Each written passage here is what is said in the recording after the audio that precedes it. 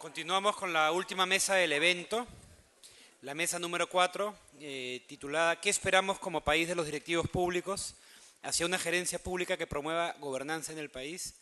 De igual modo como en la mesa anterior, tenemos unos 20 minutos de cada ponente. Nos acompañan en esta mesa Mayén Ugarte, Nuria Spark y Carlos Salza. ¿Seguimos ese orden? ¿Les parece bien? Muy bien. Entonces, Mayén Ugarte es magíster en Administración Pública por la Syracuse University Maxwell School of Citizenship and Public Affairs, que como ustedes saben, además tiene una larga relación la Maxwell School con el Estado peruano y muchas personas van y vienen ¿qué tienen cuánto tiempo? ¿20 años? Sí. No, pues mucha gente que ustedes van a ver de la Maxwell School está en diferentes lugares con becas especiales para peruanos, ¿no? Alguna persona nos ha hecho un bien enorme, y el Sardón, la beca Sardón, y merece un reconocimiento público local hace tiempo, creo. Perdón, temas que investigo yo. Actualmente es profesor en Gestión y Políticas Públicas en los niveles de post y pregrado en la Pontificia Universidad Católica del Perú y en la Maestría de Gestión Pública de SAN.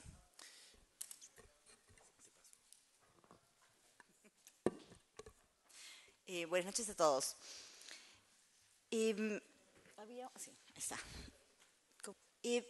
A ver, el tema que nos pidieron comentar ha sido directo o tangencialmente tocado ya, y como somos los últimos, vamos a tener el reto de tratar de decir algo que no se haya dicho, ¿no? Lo cual es complicado, y al que queda al final, que creo que va a ser el pobre Carlos, le va a tocar más difícil todavía. Yo quisiera comenzar por preguntarnos qué esperamos de un directivo.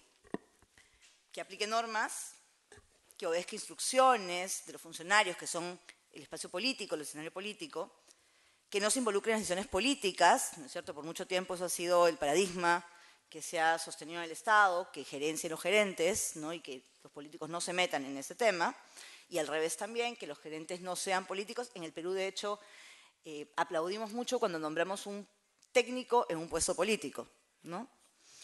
Que priorice los procesos, porque eso es una garantía de que no ejerce su discrecionalidad y por lo tanto que tendremos probablemente menos posibilidades de corrupción y demás. Si yo fuera directivo público, estaría sumamente preocupada de que no me pidan pensar, ¿no es cierto?, desarrollar estrategias políticas, pactar, operar con autonomía, negociar. Un directivo tiene esas funciones. Probablemente la mayor parte de su tiempo sea esto lo que haga, en mayor o menor medida según el nivel en el que esté, hacia afuera de la organización o al interior de la organización, pero eso va a ser la esencia de lo que hace un directivo, o por lo menos hacia donde apunta al final, en la parte más alta de su carrera como directivo. Pero en todos los niveles va a tener que hacer esto. No hay forma de hacer las cosas bien en el sector público si uno no negocia. A diferencia de la actividad privada, donde el éxito de una organización, de una empresa, es cuando compite y gana en esa competencia, en el sector público los resultados no están porque competimos y capturamos una parte mayor del mercado. Están porque hemos logrado colaborar con otras entidades públicas y tener un resultado. Entonces, el factor competencia en el sector público se convierte en el factor colaboración como un elemento esencial. Y por lo tanto hay que pactar, negociar, tener estrategia política y operar con ciertos grados de autonomía. Cuando uno pregunta a las personas qué espera de un directivo, la respuesta convencional es que dirija. Pero, ¿qué quiere decir eso realmente? ¿No? Que dirija es ¿qué? En el sector público, y en esto radica una de las diferencias principales entre lo que vendría a ser la política, el management político, a diferencia del management privado, existe esto que Moore llama el entorno, el contexto autorizante o el entorno político. Y para poder tener un resultado, tenemos que conseguir que ese entorno en el que actuamos nos autorice, nos permita, nos dé las condiciones para tener ese resultado, para hacer los pactos y demás. Eso supone, en esencia, una competencia política en el directivo, sin que quiera decir que él sea el político. Pero si no tiene eso, si no desarrolla eso, no tiene resultados.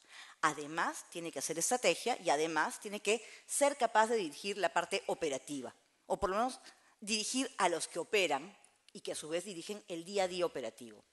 Dirigir entonces es tomar decisiones, encontrar alternativas. Sin eso tenemos operadores, no tenemos directivos.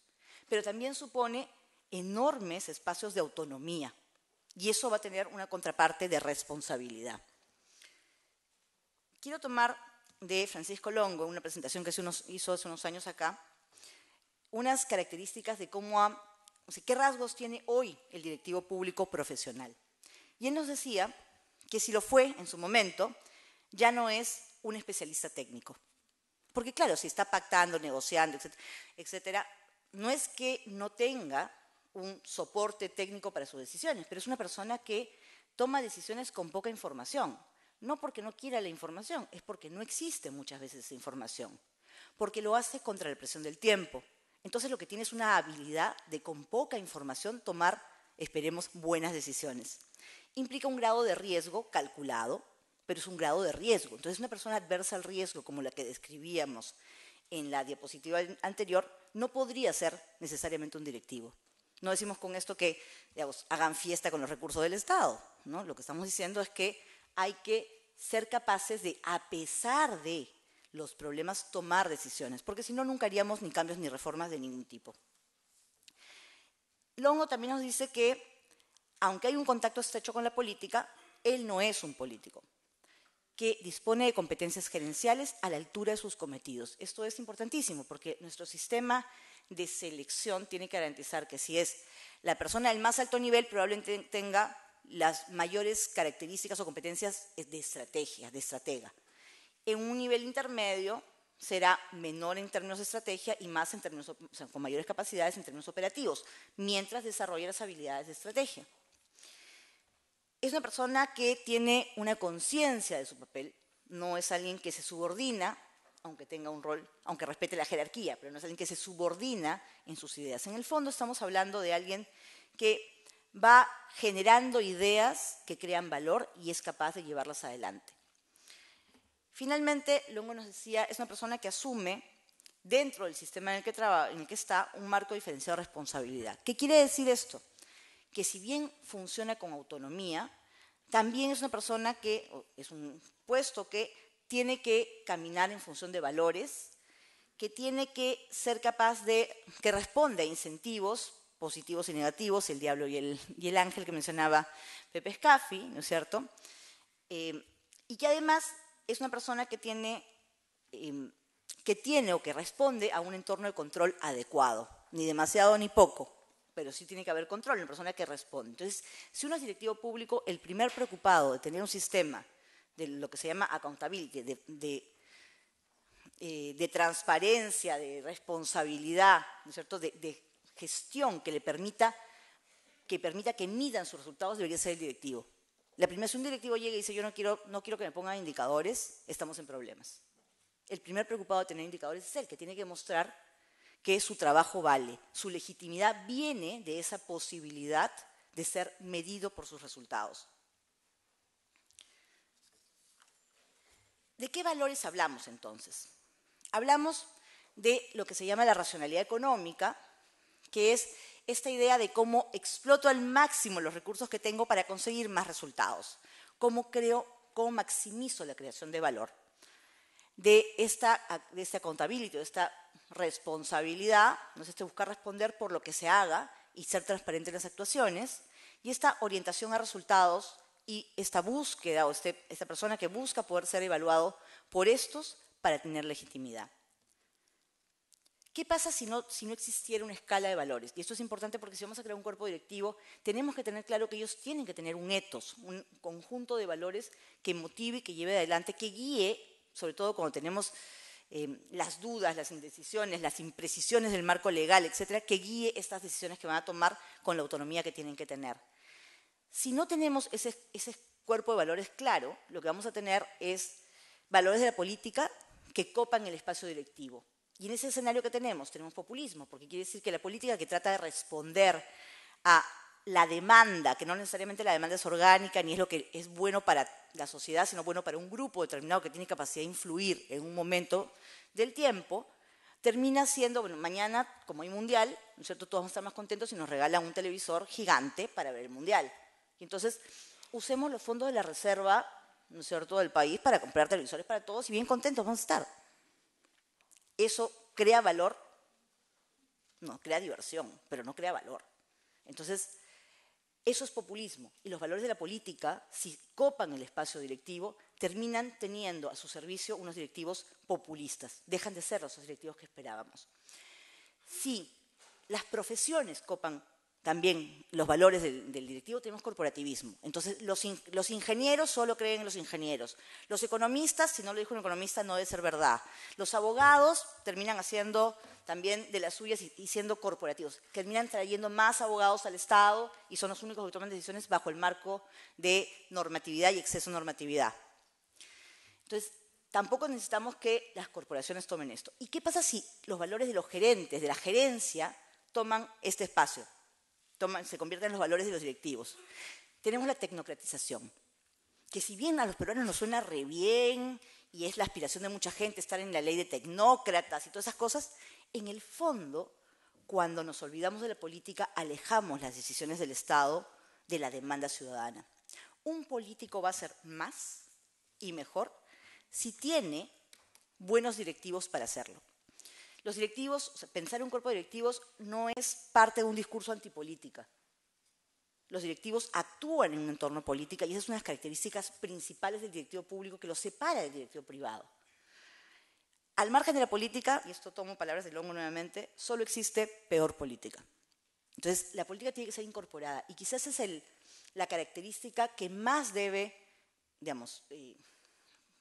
tener o deberíamos buscar en nuestros directivos, la capacidad de, teniendo un sustento técnico, que esa es la primera valla, ser capaz de incorporar la variable política en sus decisiones. El Tecnopol, sí. ¿Por qué? Porque sin política no hay desarrollo sostenible posible. La política es la que asigna en la sociedad. Solo técnicos probablemente decidamos cosas tan duras como desaparezcamos a los pobres para tener un buen indicador de resultados, ¿no? Y ya en 2 años no hay pobres en el Perú, ¿no? Entonces, pero es político. ¿Ah? Pero, digamos, desde el punto de vista del técnico que tiene un resultado, cumplió. ¿No es cierto? Cumplió, digamos, súper eficiente además. Rapidito, costó poco, ¿no? Digamos, es eficaz, sí, no hay solución, no hay vuelta que darle. Sin embargo, no es aceptable moralmente por la sociedad, no es aceptable. Para eso está la política, para decir, bueno, ¿cómo se traducen estas demandas de los ciudadanos? Tengamos para todos televisores, el otro extremo.